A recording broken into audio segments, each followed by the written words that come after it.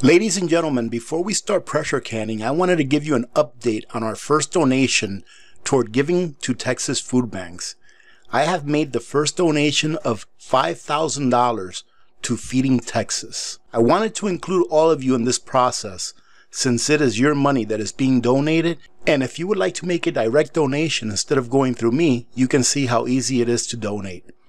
Thus far, we've collected a total of $7,875. And after the $5,000 donation, the account is currently sitting at $2,875. Some of you may ask me why the receipt shows that $5,150 was charged to my credit card when all that was donated was $5,000. That is the fee that the processing company charges. As my way to donate, I will bear the cost of all processing fees during this donation drive. I wanted every penny that was donated to go to the organization and not to processing fees. Ladies and gentlemen, if you would like to support what I do, please consider using my Amazon link when and only if you use Amazon to purchase merchandise. If you would like to support what I do by donating 15 to 30 seconds of your time instead, consider allowing an ad or two to play through when you're watching my videos. Once again, I want to say that I truly appreciate all of you for allowing me to make these donations in the name of the YouTube Prepper community. Hello YouTubers, Alaska Prepper here. I was going over my pantry and I was like, man, I've got a lot of empty pint jars. What should I do with those? I've never pressure canned beef stew before. So I thought I'd give it a try and bring you all along for the ride. In addition to that, ladies and gentlemen, I'm going to conduct 2 experiments today. One is I am going to use a used lid on 2 jars to see if they'll seal. And I am also going to, you're going to like this. I am also going to pressure can some oxtail just to see how it comes out, because I was thinking, you know what? It takes such a long time to cook oxtail if you want it to come out good. I wonder if you can just pressure can it and have it ready to eat for any time you want. So we're going to give that a try. So I'm going to be canning, let's see, 2 jars with used lids, and I'll probably use those on the 2 jars of oxtail that I'll be canning. I'm only going to do 2 jars. And then the rest of the jars I'm going to be doing with the beef stew. And I'm going to go ahead and use another 2 used lids on 2 jars of beef stew, just so that I can eat them today in case they don't seal. Even if they don't seal, I'm going to eat them today. All right, and then we'll show you what it comes out like after it's done and it's on the plate, ready to eat. As you can see, ladies and gentlemen, I've got some small potatoes that I cut in quarters. I've got some ugly carrots that I had frozen. About time for us to eat those up. Of course, we've got some beef. We're going to be using some Awesome Farms celery, dehydrated celery, freeze-dried peas, freeze-dried corn, some bell peppers, dehydrated bell peppers, and just a little bit of tomato powder. Along with a tiny bit of salt, I'm going to use about 1/8 of a teaspoon of salt per jar. And I'm going to use 1/8 of a teaspoon of garlic per jar. And that's it, ladies and gentlemen. That's all I'm going to use as far as spices go. Later on, after it's done, if we need to add a little bit of spice to accommodate whoever is eating it, to accommodate their palate, then we'll go ahead and do that. But let's go ahead and get started. I'm only going to show you me putting 1 jar because they're all going to be the same. So I'll do 1 jar of the beef stew and I'll do 1 jar of the oxtail so I can show you how I'm putting it in there. And then after that, I'll do it all and then we'll go ahead and put it in the pressure. Ladies and gentlemen, I forgot to tell you, I'm also going to use some of this classic brown gravy mix. So what I'm doing is I am adding twice as much water as what this recommends. That way, when it's pressure canning, when it's being pressure canned, the gravy won't get really thick and come out like glue. So this normally asks for 2 cups of water per package. So I'm going to be adding 4 cups of water per package. Then I'm going to be mixing it up and I'm going to use that to top off each jar. All right, ladies and gentlemen, so here we are. Everything is open. I'm ready to start stuffing the stuff in these jars. A little bit tight for room here because you all know I have a small kitchen, but I think we can make it work. I think you guys can see pretty well right there. So I'm going to start off by throwing in a few pieces of this nice stew beef. And you all know that we like our proteins here. So we're going to put 4 pieces in, 4 nice pieces in the bottom. Then we're going to go ahead and put in about the equivalence of a couple of small potatoes.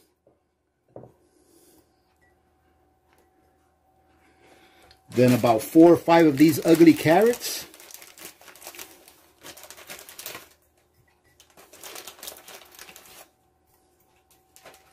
And that's it for our veggies. We're going to go ahead and add our salt, 1/8 of a teaspoon. We're going to go ahead and add 1/4 of a teaspoon of garlic powder. We're going to add 1 teaspoon of celery flakes, 1 full 1/8 of a teaspoon of tomato powder, 1 teaspoon of our pepper flakes, a full tablespoon of freeze-dried peas, a full tablespoon of corn, freeze-dried corn. Then we're going to go ahead and top it off with another 1 or 2 pieces of meat. I think this one's only going to take 1 here. Let's see if we can find a small piece. Indeed, right there. And now I'm going to take my gravy mixture. So you can see right there, I'm going to go ahead and top off this jar. Being careful not to make a mess. And there we go, ladies and gentlemen. That actually looks pretty good. I'm really excited to see how it comes out. So what I'm going to do now is I'm going to go ahead and do the rest of the beef stews. And then I'm going to bring you back when I start putting the oxtail in the jar. See how that works out. All done with the beef stew, ladies and gentlemen. I actually only had enough beef to make, what is that? 12 jars. So I'm going to try and fill 4 pints with the oxtail. We'll see how this works out, ladies and gentlemen. I've never done this before, but I'm actually pretty excited to see how it turns out. I don't even know if I'll have to trim these or not to put them in there. But let's see. Look at that. Let's see if it'll fit. Nope, it won't fit. We'll just put the ones that fit in there. There we go. That's 1. Look at that. 2 of them fit in there perfectly. I'm not going to put any broth in there or anything. I'm just going to put them in there just like that.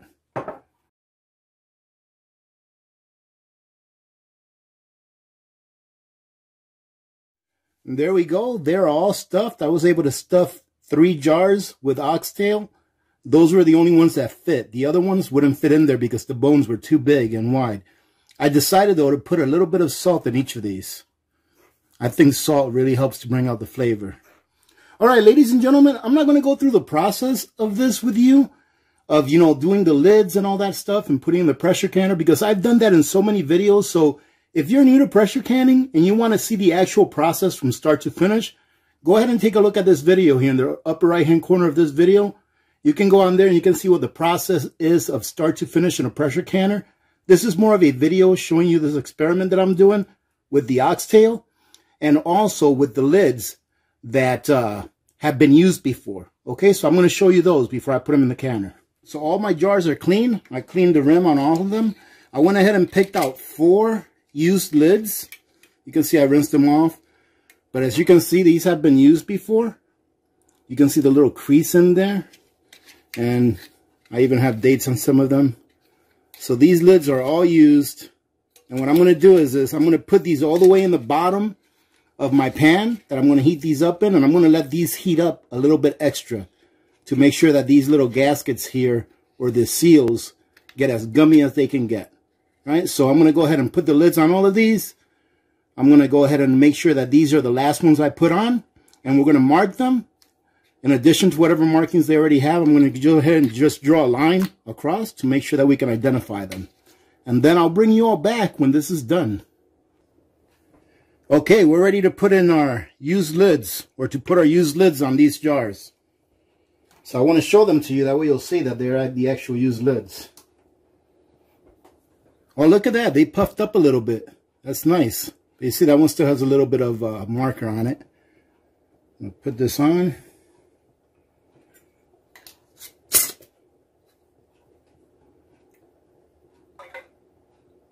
Same thing with this one. It's got a little marker on it left. But we're going to mark them again before we put them in there to make sure that that doesn't come off.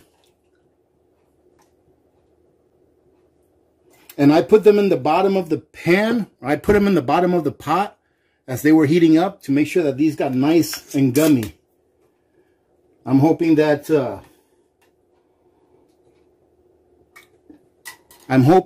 yeah, you can see they puffed up a little bit, so that's a good thing. And this will be a nice little experiment to see if we can reuse lids. All right, that's it, ladies and gentlemen. We'll be back when these are done. It is all done, ladies and gentlemen. Check it out. And guess what? The ones that were used lids, so far, they look like they all sealed. You can see they're still cooking. There's the oxtail right there. And there's the beef stew. Everything looks really good. I will be waiting until tomorrow to open up the ones that have a used lid and also trying it out. Ladies and gentlemen, here is our bounty. Look at that.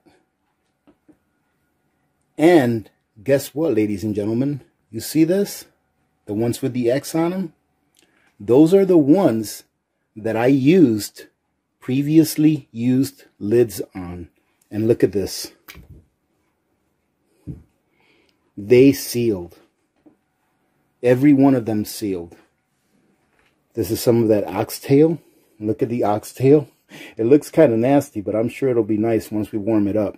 What I'm going to do is I am going to open up an oxtail and a beef stew to give it a taste test. I'm going to go ahead and put both of these away in my pantry to see and check them like every 2 weeks or every month to see how long they stay sealed. Because these were used lids. And it worked. Now, normally, I would not recommend that you use a previously used lid to pressure can. However, it's probably a good idea to go ahead and keep your used lids. Not only can you use them for dry canning, but in an emergency where lids become unattainable, period, you know, or at least I know by doing this experiment, that they actually seal back up. So it's not something that I would normally recommend or do myself, but now I know that they'll seal back up. And I think that one of the tricks is to get the lids pretty nice and hot so that that gasket in there or that little rubber in there gets nice and gummy and that it will adhere to the jar well. So I'm going to go ahead, I'm going to clear this on out of here. And then I'm going to go ahead and open up first a beef stew and then the oxtail and give it a try. So I'm not sure if you'll be able to hear the hiss or not, but I'm going to put this real close to the camera to see if you can hear it. Let's open this up. There we go. I'm sure you heard that. Here's what it looks like inside. You can see that there's a lot of liquid down there. Let's take a look. Let's see. And it smells very good. Well, there you go, ladies and gentlemen. Look at that. That actually looks very tasty. Look at that. Yummy. And it smells great. I'm going to put this in the microwave for a couple of minutes so that it can get nice and warm. And while it's warming up in the microwave, I'm going to go ahead and open up that oxtail. Now, before we go ahead and open up the oxtail, I wanted to show you the lid that I reused for that beef stew. Now, you see, everything looks good still. What I think I'm going to do is, I'm going to keep this lid, and I've got it marked with an X. I'm going to keep it, actually, I've got it marked with an X, and I'm going to put a number 2 on it. meaning that I've used it twice already. And I'm going to use this again the next time that I pressure can something to see if it'll be, you know, if it'll maintain its seal again. So I'm going to do that with this. Same thing with that oxtail lid.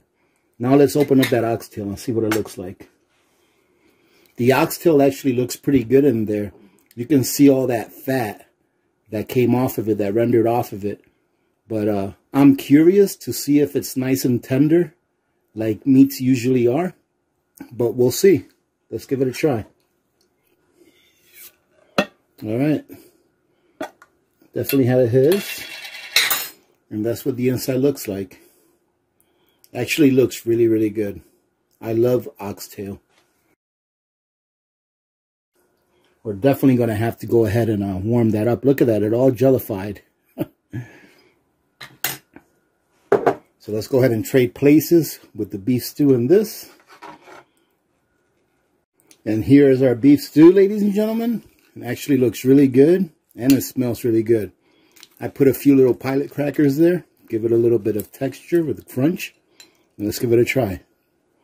The gravy, by the way, came out nice. It didn't come out too thick and it didn't come out too watery. Look at that. I'll tell you what, ladies and gentlemen. Make sure that you rewind and that you jot down the recipe. Because this came out very good. It's delicious. The meat is nice and tender. As you can see, look at the meat. Came out nice and tender. Everything is very nice. Nothing is mushy. And the taste is excellent. Right? The taste is excellent. Good thing it's almost lunchtime because this is my lunch. Let's give the oxtail a try. The same thing with this lid, ladies and gentlemen. I'm going to go ahead and put a number 2 on this, like the other one over here. And I'm going to use these 2 lids again next time that I pressure can something, just to see if they maintain a seal. And I'll let you all know when I do it. Here is our oxtail. And it looks really good, but I haven't tasted it yet, so let's give it a taste test. The first thing that I'm curious about is how tender did it come out. So let's see, I got a fork here and a spoon. Oh, look at that. Look at that.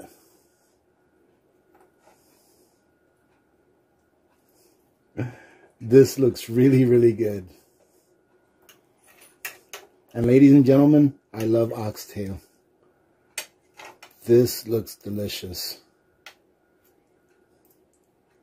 Look at that. Let's give it a try. Wow, that is delicious. Oh my goodness. The only bad thing about canning them is that the big oxtail, the bones, are bigger than the width of the jar. So you can't really fit the really big ones in there. But this came out perfect. It is so tender and very tasty, ladies and gentlemen. And all I did was put a little bit of salt in there and that's it. It's perfect. Oh, I'm looking forward to eating this now. Well, ladies and gentlemen, success. First time I've ever pressure canned beef stew. And the first time I've ever pressure canned oxtail. I don't know why I've never thought about it before, but it's really very good. I will be doing this in the future. I would like to say that next time they're on sale that I'm going to stock up on them, but they only seem to keep going up in price. So I think that Costco sells a small pack that have smaller ones in them. I'm going to see if they have some of those and buy enough to do at least a full load of my pressure canner to always have them for when I want them, because these are delicious. Okay, ladies and gentlemen, I hope you got something out of this. It was very interesting for me. I hope it was interesting for you. And I'll keep you updated the next time that I do use one of these lids again, because it's going to be 2 times, and I'm going to use them a 3rd time to see if they seal. I'm just going to keep using them to see when they finally fail. Having said that, remember to be good to each other. When good people do good things happen. Remember to reach one, teach one, and repeat. If we all did this, the world would be a better place. And you know that it will be a better place. Many blessings to all of your families. This is Alaska Prepper. I'm out.